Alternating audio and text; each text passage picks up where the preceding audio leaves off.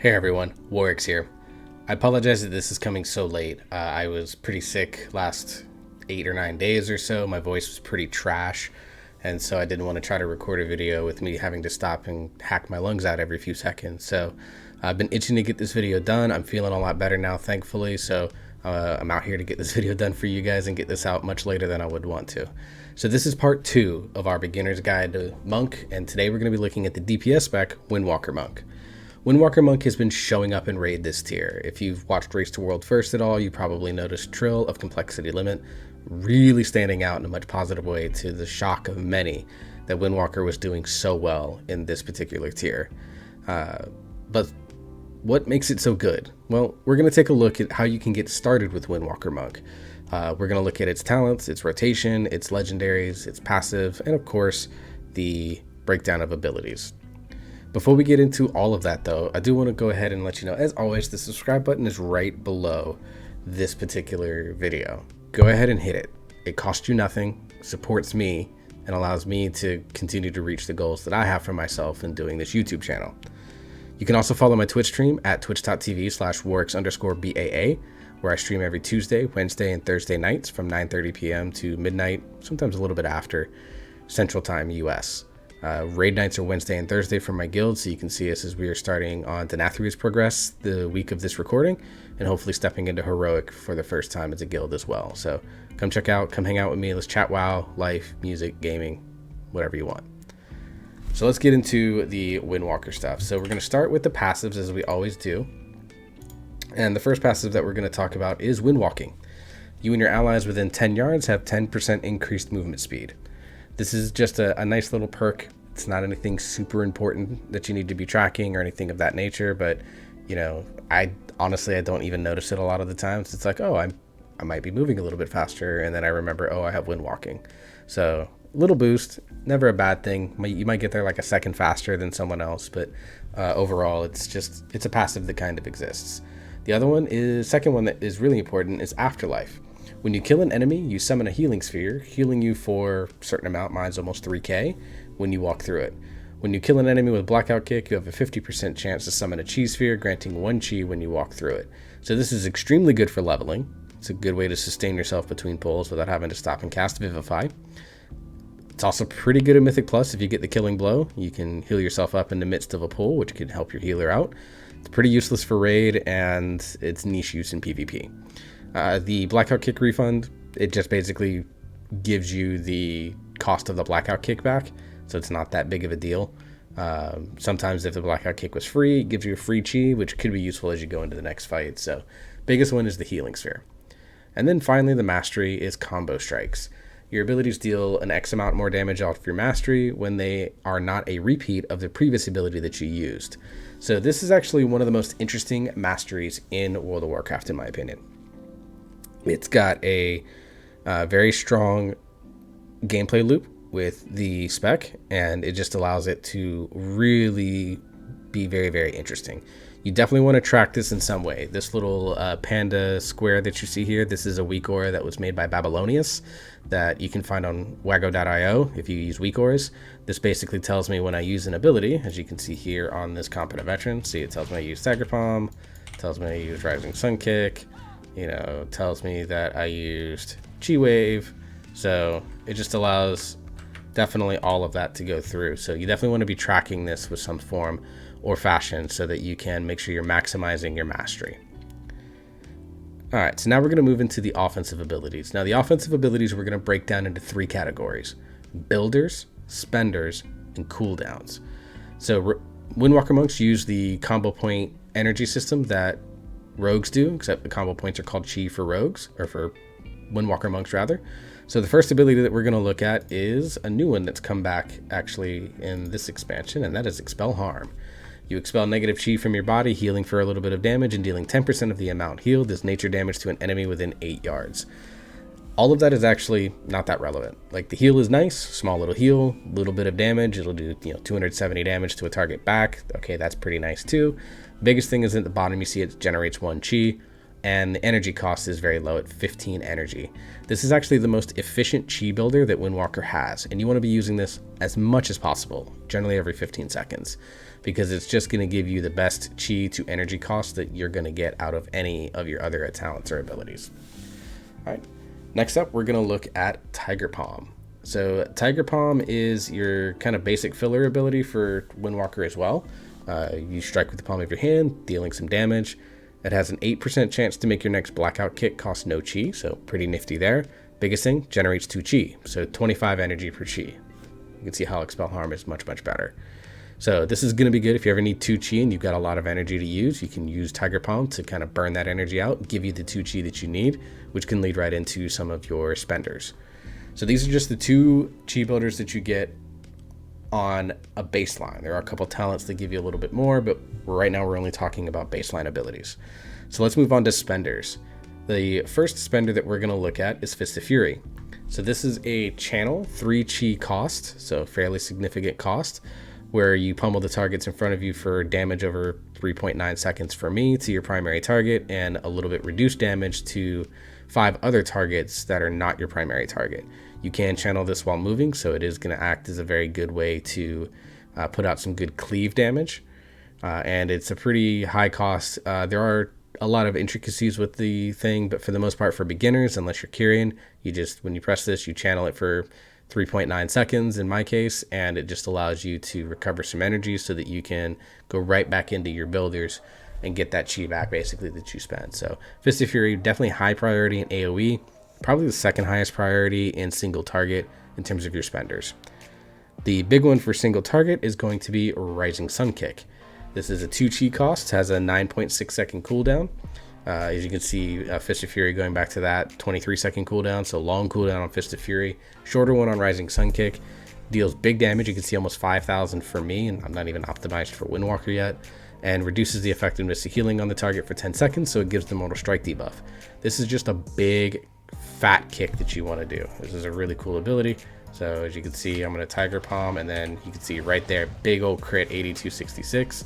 But you can see you just do like a Street Fighter Guile kick, and then it just does a really cool move. It's just really cool, really effective, a very, very powerful ability that you want to be using quite often. Okay. Our third spender is Blackout Kick. This is a 1 chi cost. You do single target, just like it is with Brewmaster. You blast them for a little bit of physical damage. The big thing for Windwalker is that it actually reduces the cost or the cooldown of Rising Sun Kick and Fist of Fury by 1 second when it's used. So this is a great spender ability if Fist of Fury and Rising Sun Kick are both on cooldown and single target and you need to spend chi. You spend it on Blackout Kick, get that reduction in the cooldown on your Rising Sun Kick and your Fist of Fury so that you can use them more often. And then finally, the last one for AoE purposes is Spinning Crane Kick.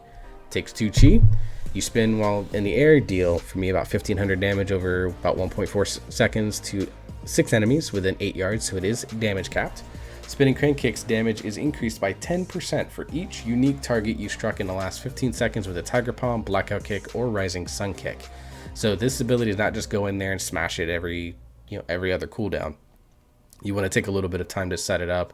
Tiger Palm something, tab Blackout Kick, tab Tiger Palm, tab Rising Sun Kick, and then maybe you Tiger Palm or Fist of the White Tiger if you talent it, and then hit that big Spinning Crane Kick, and you get a big damage. An extra, for me, 150 damage on each target, each tick. That's going to be a lot of damage that's being added to my AoE ability. So it takes a little bit of setup, but once you get it going, it's a very, very powerful tool. So you definitely want to be having some sort of debuff tracker either on your nameplates or on your frames, so that way you can see how many Mark of the Cranes you have out there and be able to use that effectively. And then let's look into cooldowns. First one, of course, Touch of Death. So kills the target just like Brewmaster does. 35% of your maximum health against players or creatures that are stronger than you, so boss type mobs. The big thing with Windwalker is that instead of purifying stagger, there is no stagger, so it spawns 3 chi spheres, granting 1 chi when you walk through them. Now these don't actually always go out in like a perfect straight line. Sometimes they go out and like just spread everywhere, so you have to go track them down. That is a little bit of a downside. I wish something like Expel Harm would maybe suck those chi spheres in, give you a big surge of 4 chi when you use it. That'd be really cool, but nothing in place like that right now. But still, definitely excellent ability. You want to use it on cooldown when you're at lower health mobs. The next one for the Windwalker, Storm, Earth, and Fire.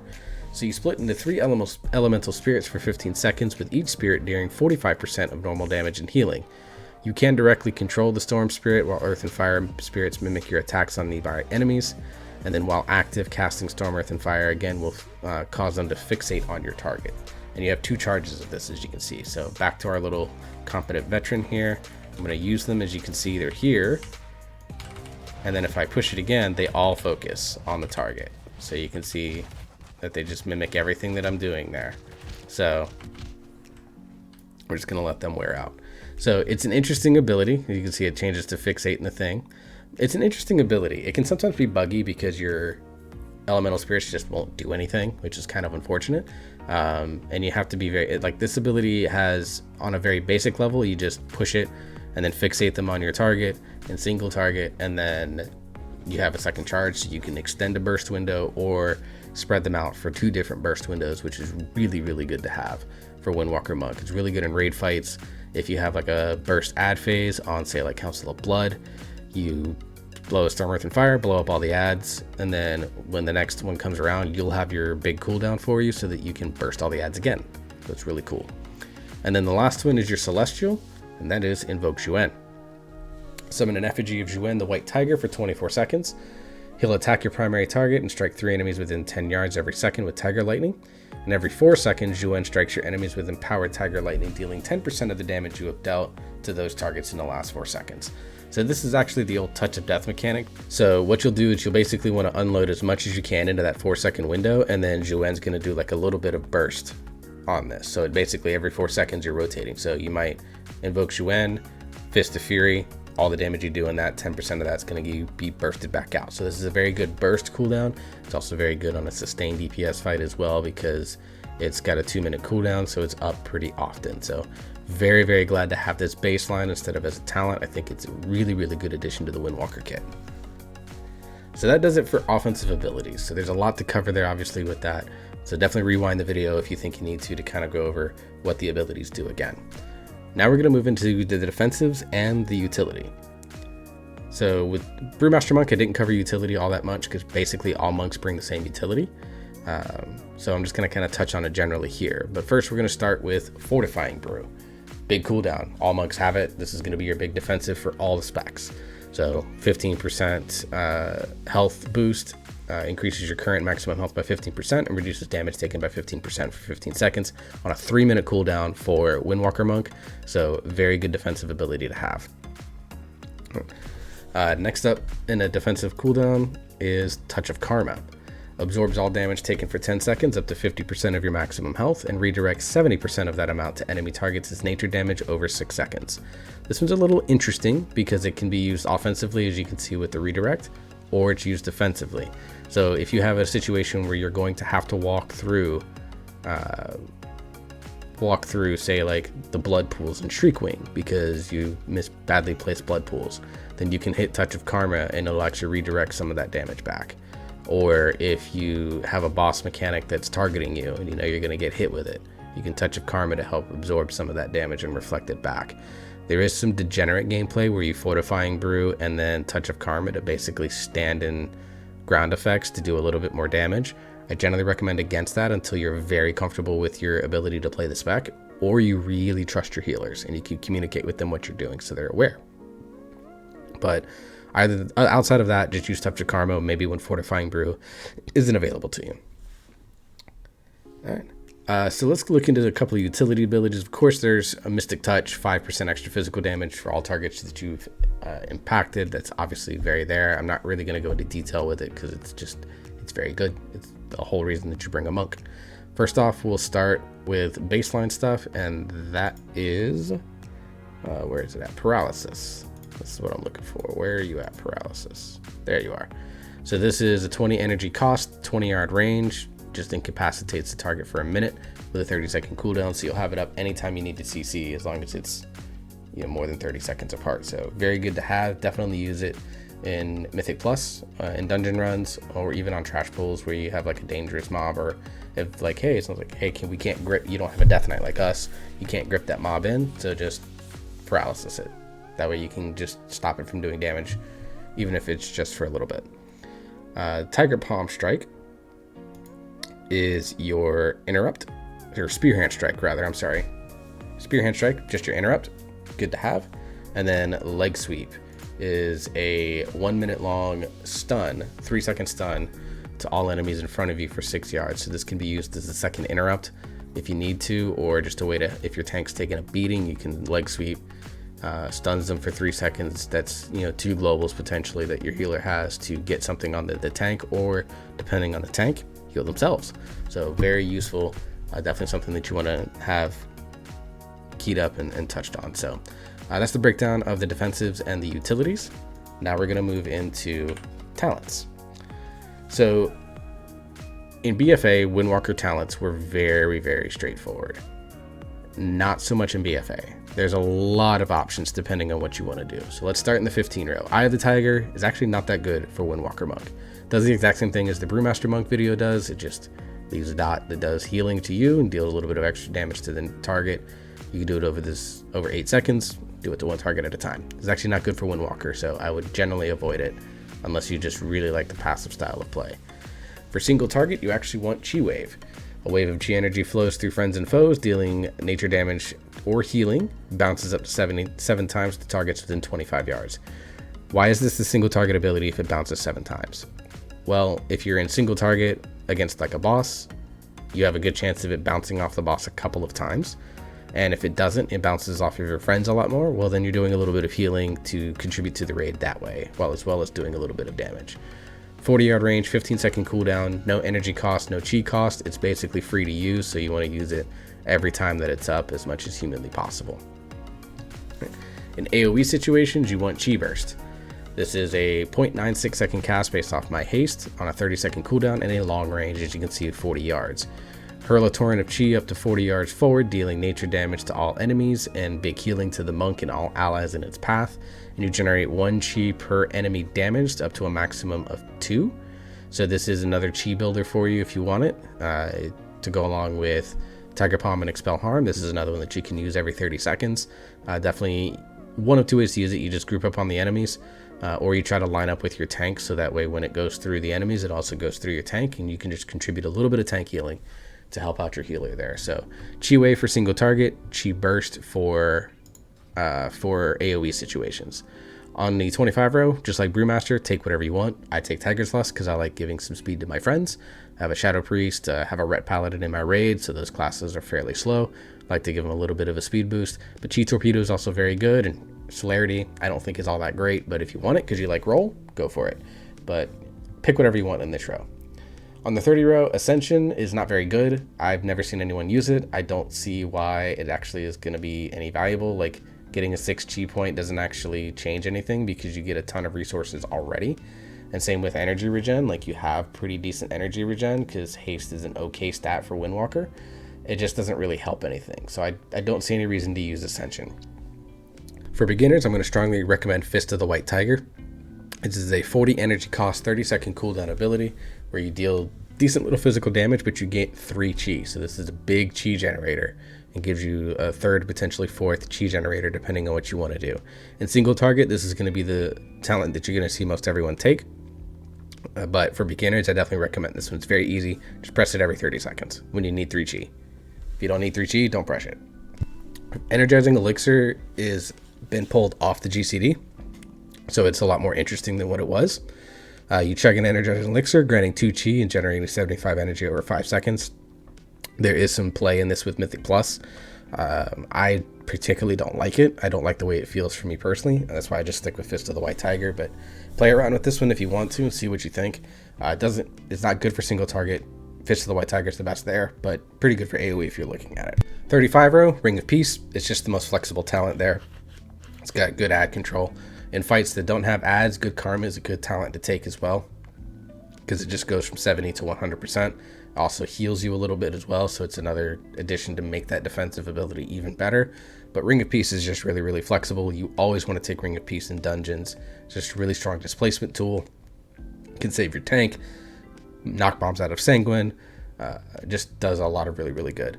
40 row, Dampen Harm, Diffuse Magic are going to be your best choices, just like with Brewmaster Monk. You're going to want to take any, Brewmaster Monk, you take Bob and Weave. Inner Strength is here. Inner Strength is okay, but not great. You just take whichever one you need. If it's a lot of magic damage, take Diffuse Magic. If it's a lot of physical damage, take Dampen Harm. On the 45 row, Rushing Jade Wind is not good. Doesn't do enough damage. It's just not very good. Don't take it, unfortunately. Hit Combo. Controversial talent, because it essentially duplicates your mastery. Each successive attack that triggers combo strikes in a row grants an additional 1% damage and stacking up to 6 times. Basically, if you're doing your rotation correctly and building your mastery, you're going to stack hit combo. This is the best talent for pure single target, even though it just basically is mastery, which is just insanely stupid. But this is the best single target talent. You're going to want to use this in single target situations, so fights like Shriekwing or Sludge Fist, you're going to want to use hit combo. In AoE situations, you want to use Dance of Chi. Spending Chi has a chance to make your next spinning crane kick free and deal additional 200% damage. Really good in AoE as you're stacking up Mark of the Crane. Say you use a Rising Sun kick or a Blackout kick and you proc a Dance of Chi, now you're getting 210% increased damage on your spinning crane kick on those mobs. Just extremely good AoE damage. Is okay in single target, but not as good as hit combo.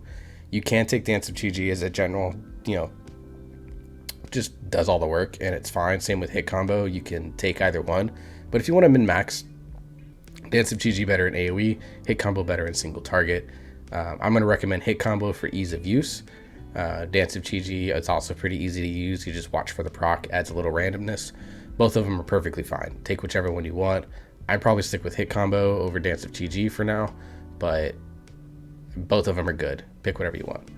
On the 50 row, Spiritual Focus, trash, don't use it. Serenity, potential, but extremely limited potential. So I'm not going to recommend it for a beginner. So which leaves Whirling Dragon Punch. 23-second cooldown before devastating whirling upwind strike, dealing damage to all enemies, and only usable when Fist of Fury and Rising Sun Kick are on cooldown. So again, coming back here to our good old veteran. So we're going to do this so I can Fist of Fury. You're going to see here as I Rising Sun Kick, this lights up and boop, boop, boop, you jump up in the air. Now the thing about this particular ability is that even though you're moving upward, you can get caught in ground effect things. It doesn't allow you to move while you're doing it, so you have to be careful when you're using it. Otherwise, the ability is just going to get you killed. So you have to be very, very mindful of it. If you know that you're going to be safe using it, definitely use it. You're going to want to use it every time that you can, because it does a lot of damage, especially on multiple targets. So what does the rotation look like for Windwalker Monk? Well, it's kind of complicated. So what I'm going to suggest is just make sure you're using different abilities every single time. There are certain priorities on your spenders. In single target, you want Rising Sun Kick, Fist of Fury, Whirling Dragon Punch. Those are your primary ones. So for example, you'll want to Expel Harm, maybe come in Fist of the White Tiger. As you can see, I got 4 chi, so I would maybe use Fist of Fury, build that up, come back in, Tiger Palm, Expel Harm is not back up yet, so I'll Whirling Dragon Punch, everything's down, so I do this, everything's down, let that come back up. You just kind of prioritize abilities as they come off of cooldown. So you can see free kick there. So you just kind of use all the abilities. If you're looking for like an order, be ready to write it down because it's very complex. As we get a good old Rising Sun Kick to finish off there. So the rotation with all the abilities and the single target rotation, this is what I'm looking at. The rotation is going to be Invoke Xuen, Touch of Death on cooldown, Invoke Xuen on cooldown, Expel Harm on cooldown for Chi, Fist of the White Tiger on cooldown if it won't overcap your Chi, Tiger Palm if you have less than 4 Chi and you're capping energy and the other abilities are down, And then for spenders, you want Whirling Dragon Punch, Fist of Fury, or Rising Sun Kick. You can flip-flop those depending on AoE or single target. Chi Burst, Spinning Crane Kick on Dance of Chi G procs, or just in general for AoE. And then Blackout Kick is kind of the last filler ability. That's an 11-step process that I just gave you, so go back and read that if you need to. All right. So how does the Covenant abilities impact your spec? Well, for Venthyr and Night Fae, you just use those abilities on cooldown. Necrolord with Bone Dust Brew. For here, it basically refunds chi on Spinning Crane Kick. So you want to make sure that you're high chi, low energy, and you just, drop Bone Dust Brew and then immediately Spinning Crane Kick into it. Kyrian, you want to line up with Invoke Juen. And you want to do what's called Fist of Fury clipping, where you press Fist of Fury, and then on the next global, you press another button to get more Rising Sun Kicks out of it, because of the way Weapons of Order works. Go check out Peak of Serenity. It'll explain all of that if you're interested in learning more about Fist of Fury clipping. And finally, Legendaries. So there are actually 4 Legendaries that you can run for Windwalker mode, depending on the situation. If you're looking for the best general one, that'll be Invoker's Delight. This comes off of the Stone Legion Generals in Castle Nathria, so you are going to have to raid to get it. But basically, you get 33% haste for 20 seconds after summoning your Celestial. This is just the best single target one. Increased haste just allows for more Rising Sun Kicks, which is always good. It's your hardest hitting ability. It allows better energy regen, more Blackout Kicks and Rising Sun Kicks. It's just a good damage boost anytime you summon your Celestial, which is every 2 minutes, so you're going to get it pretty often. What are some other ones that you can use? Last Emperor's Capacitor. This drops off of Outerfeister's Zymox in Castle Nathria. Chi Spenders increase the damage of your next Crackling Jade Lightning by 100% and reduce its cost by 5%, stacking up to 20 times. This actually puts Crackling Jade Lightning into your rotation when you max stack this out and you want to use it. I personally am not a fan of this. I don't like it, but it is good and you can use it if you want to bring Crackling Jade Lightning into your mix. I don't recommend it, but it is good enough that you can use it over Invoker's Delight and you're not really going to be looked at strangely, for example. The third one, Jade Ignition. Dealing damage with Fist of Fury, you gain a stack of Chi energy up to 30 times.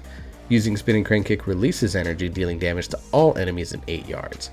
This is actually out of Torghast, out of the Soul Forges, so this is one that you can get without having to raid. Extremely good on AoE, the best AoE legendary. So you're just going to stack this up with Fist of Fury, and then when you're Spinning Crane Kick, you're going to unleash it, get a big burst AoE.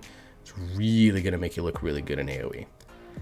There is a fourth one that is thought to be decent, but we don't have exact numbers on it yet, and that is Kiefer Skyreach. This drops off of Mortanis, the Maldraxxus world boss.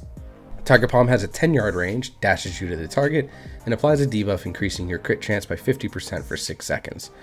This one, like I said, is fairly untested. It's potentially sneaky good. It might be a good second legendary if we ever get to wear 2 legendaries. But definitely keep an eye on the Peak of Serenity Discord, the Peak of Serenity website, as they get more and more numbers on this legendary. Definitely keep it in mind. It's very easy to get with Mortanis. You're going to go get him anyways for the 250 anima drop that he has. So you'll get a free legendary out of it. So keep it in the back of your mind. And if you're getting deep into Windwalker, then, maybe you look into it later on down the line. So order of priority on your legendaries will be Invoker's Delight, Jade Ignition. Invoker's Delight number 1. 2, 3 be Jade Ignition or Last Emperor's Capacitor, depending on what you want to prioritize. With Kiefer Skyreach is like a back pocket pick, as a sort of pocket pick, as a potential good legendary later on down the line as the expansion continues to continue to grow and continue to evolve and patches get dropped. So anyway, guys, that's my broad guide to Windwalker Monk. I apologize for my throat being scratchy and having to stop and cough a few times throughout this. That's why you're seeing a lot of weird bounces and jumping around. If you're looking for a more detailed version of this guide, definitely go check out Babylonius' Windwalker guide on the Wowheads website. I'll link that in the description. You can also go check out peakofserenity.com and the Peak of Serenity Discord, where all of this information basically is being pulled from. So we're finally at the last spec, which will be Mistweaver Monk. I'll get to work on that as soon as I can, which is another very involved spec, but one I'm really looking forward to getting done. So until next time, everyone, I hope you all stay safe. I hope you all wear your mask, and I will see you next time.